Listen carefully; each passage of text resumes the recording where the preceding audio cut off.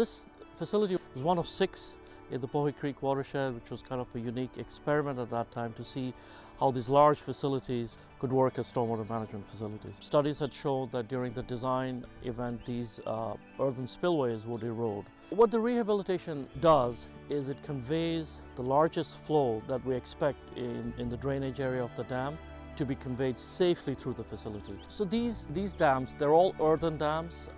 They're designed to blend with the landscape. The Natural Resources Conservation Service, they want these dams to blend with the environment and be aesthetically pleasing.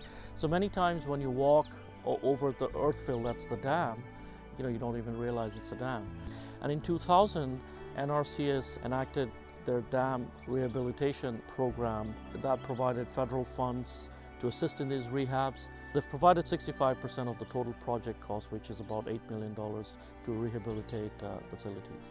We rehabilitated 4 of them: Royal Lake, Woodland Lake, Lake Barton, and Huntsman Lake. All 4 facilities have what we refer to as breach zones. Studies had shown that during the design event, these earthen spillways would erode. This was the first one that was done. Where we're standing right now is the auxiliary or emergency spillway to provide flood control downstream.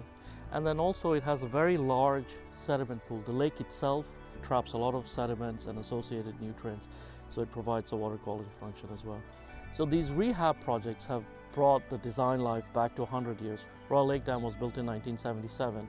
So starting from 1977, we've restored the 100-year life of these facilities. So there are two things that we have to prevent. One is the dam should not overtop, which, the dam is high enough, it has always been high enough to contain the design flood. And then the second thing is the auxiliary or the emergency spillway, when it activates at the large flows, should not erode, potentially breach, and then potentially undermine, threaten the integrity of the dam. The design flow will be safely conveyed downstream. So that is really the major safety benefit of the project, and everything that is in the breach zone remains protected.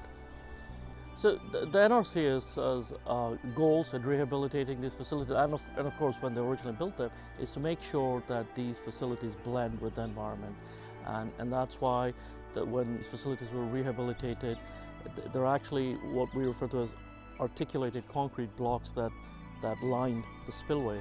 And those were covered with topsoil and seeded, and there's grass growing on them. There are some sections that are still establishing, so you can see what it looks like underneath. And the training decks as well, those are earthen and they're also grassed. This could have been rehabilitated with just a pure concrete structure exposed. You'll find some dams do look like that. It's a very significant component, and that's why the emergency spillway could have looked like a hardened structure that we rehabilitated. So we have these dikes that direct the flow.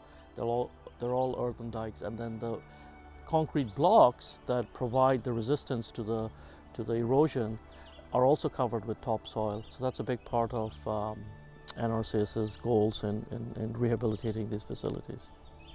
And of course, there are tremendous recreational benefits that the residents will continue to enjoy through the life of this facility.